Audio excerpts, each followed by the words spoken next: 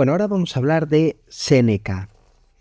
Séneca es un filósofo perteneciente al estoicismo romano, quizás uno de los más importantes. Es un filósofo que, controvertido también por lo que dice y por lo que hace.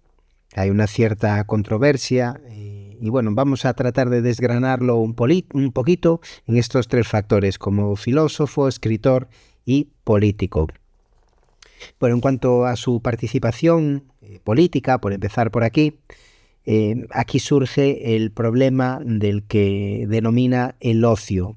Séneca se enfrenta a una cuestión capital del estoicismo, adaptado al contexto imperial. ¿Qué debe hacer el sabio cuando no puede participar en la vida política? Porque el poder está en manos de un tirano moralmente corrupto. Bueno, aquí Séneca tiene una obra que se llama De Otio y plantea justo esta tensión entre acción y retiro. Esta obra de Otio, de lo que nos habla, es sobre el ocio o sobre el retiro. No ocio entendido como tiempo libre, sino más bien eso, como retiro. Y forma parte de sus diálogos filosóficos. Están escritos en prosa y son dirigidos tanto a amigos como a discípulos. Y en este caso, este libro de Otio está dedicado a Serenio, un personaje al que Séneca también dirige otras obras.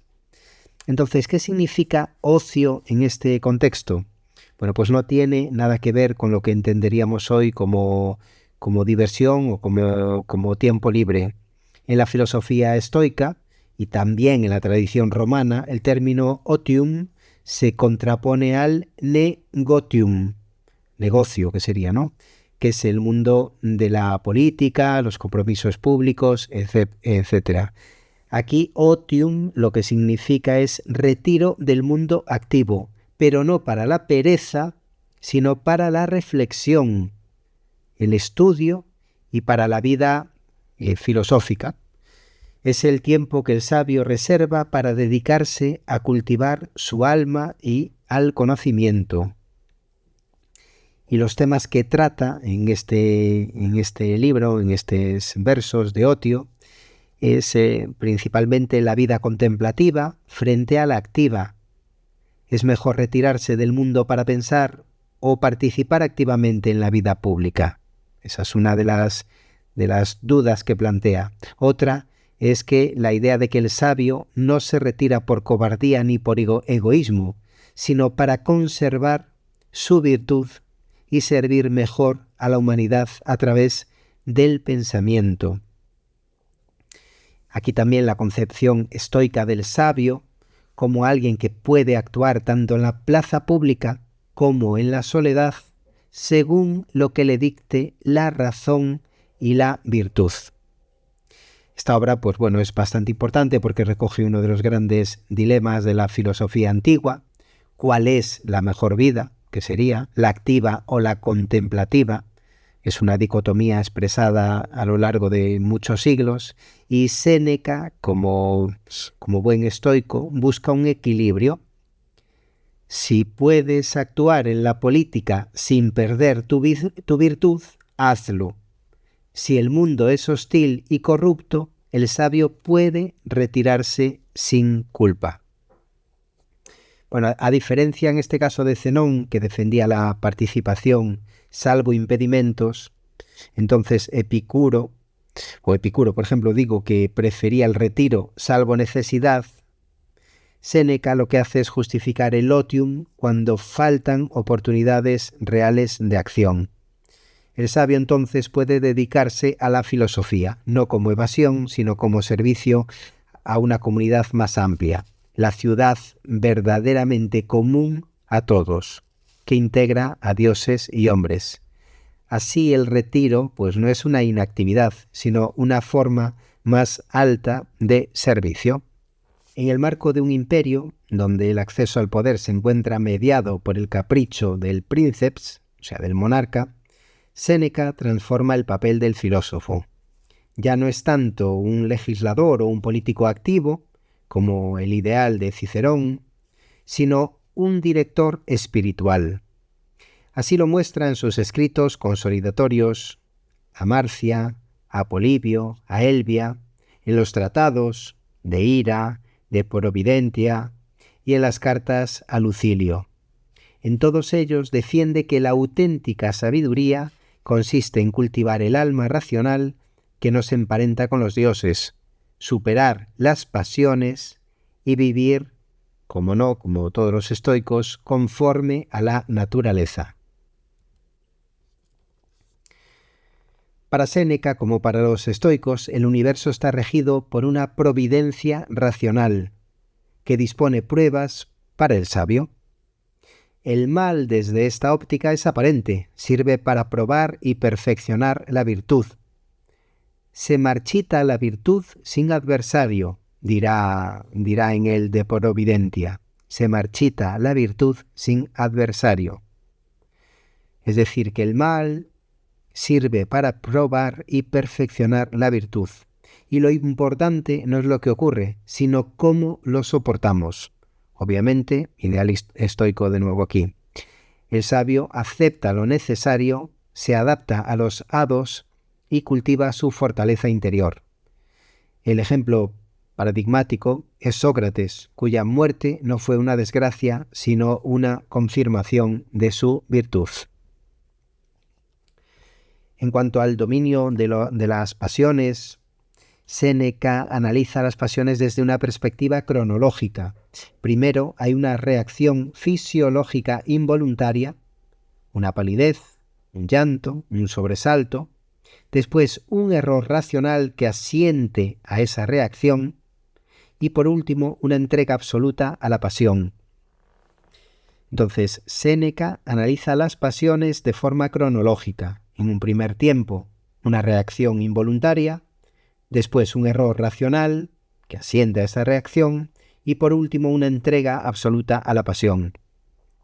Esta estructuración le permite abrir espacios donde la razón pueda intervenir, evitando así la total entrega a las emociones. El sabio no es insensible, pero no se deja arrastrar. La cólera, por ejemplo, es una pasión inútil, contraproducente y destructiva, aunque en ocasiones convenga simularla para conseguir efectos retóricos o políticos. Frente a emperadores coléricos, como Calígula o Claudio, Séneca opta por una postura calculada, dominar sus emociones y emplear la simulación cuando conviene. Ejemplo de ello es la Apocoloncitosis, que es una sátira publicada tras la muerte de Claudio, donde transforma al emperador en una calabaza. Su propósito es doble: vengarse sin arriesgarse y moldear políticamente el imaginario imperial. Séneca intenta influir sobre Nerón desde una postura filosófica y pedagógica, presentándose como espejo moral en el De Clementia, en su obra De Clementia. Al asumir que el poder imperial es absoluto, propone al emperador que actúe como la razón universal, de forma justa, magnánima, generosa, guiado por el Logos.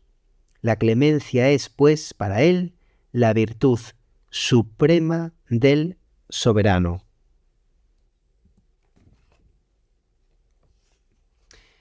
Donde Cicerón veía en el Senado el reflejo del orden racional y natural, Séneca asume que ese modelo ha sido superado por la realidad imperial.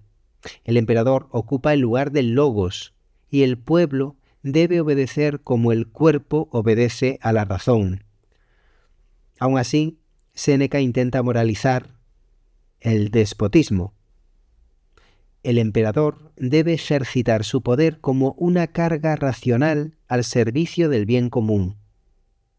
La naturaleza ha dispuesto a la monarquía como entre las abejas, pero ésta debe estar templada por la virtud de la clemencia.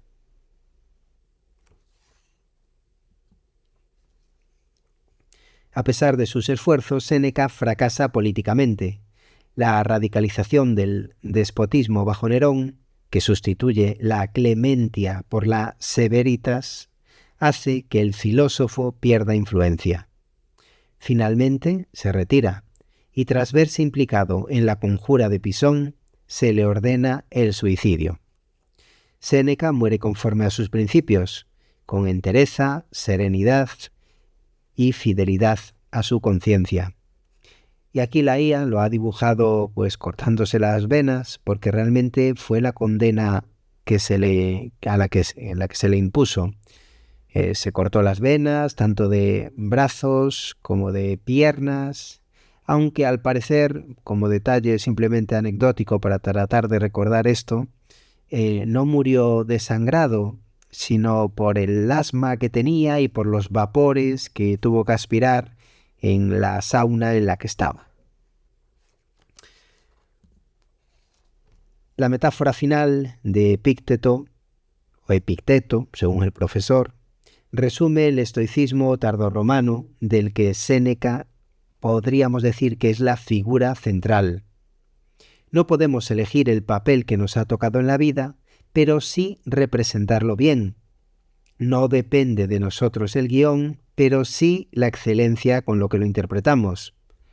La libertad reside, por tanto, en la virtud interior, no en las circunstancias externas, y esa virtud se cultiva en el marco de una obediencia lúcida a un destino divino.